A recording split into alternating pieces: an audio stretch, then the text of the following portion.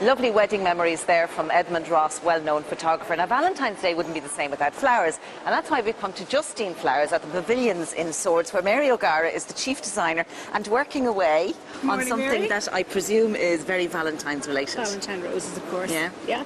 Now, this is a business, Mary, that's been in the family for 34 years. That's correct, yeah. Started off a long time ago, Mary. Yeah. But this is a new shop. This is the new shop. We opened here just on the October bank holiday weekend. That was a brave move in these recessionary It times. is, but we decided we had to move forward and keep going, not bury our head in the sand, so that's what we've done. And how's it been? It's been very good. We've been very pleased. Very good centre, great footfall, and we have a great position here, as you can see, beside the information centre. But I would have thought that flowers would be the first things to go because they're kind of a luxury. Well, in one sense, with the major companies they are, but then again, we have to get married and we have to die and be buried, so... Okay, well, we won't talk like that on Valentine's weekend. I believe, Mary, that you are the only florist ever from Ireland to have won the Interflora Florist of the Year. What was that? Like, what did that entail and what did it lead to? Well, it entailed a competition here within Ireland itself, and then going to represent Ireland in the UK, and then all of the Interflora florists from throughout the UK. And it just gave me huge opportunities, huge career opportunities. I've been judging and demonstrating all over the world. I was down in Melbourne, in Australia at Easter, so it did huge things, obviously for the business as well. What do you love about flowers? What do I love about flowers? I love the pleasure that people get when they receive flowers for numerous things, new babies, marriages, all sorts. So it's very rewarding in that sense. And it's very often the actual card message, the sentiment that people portray with the flowers. So romance is still alive in Ireland.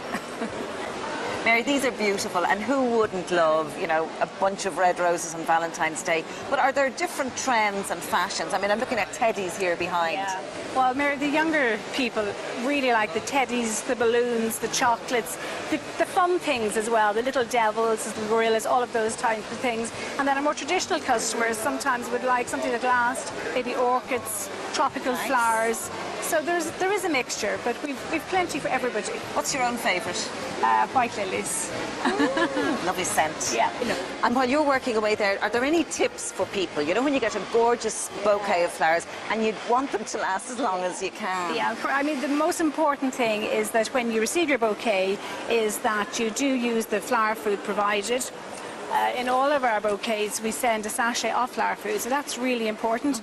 And the other thing is just that you would, just cut the end of the stems of your flowers when you receive them, because what actually happens is that if the water doesn't go into the stem, they dry up. So that's really it, yeah. I presume you're going to be exhausted by the time Valentine's Day comes. I sincerely hope so.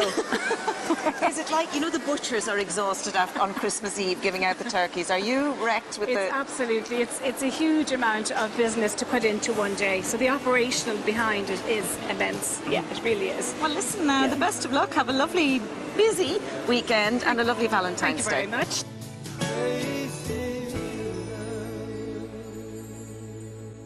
There's no doubt that florists like Mary O'Gara are going to be particularly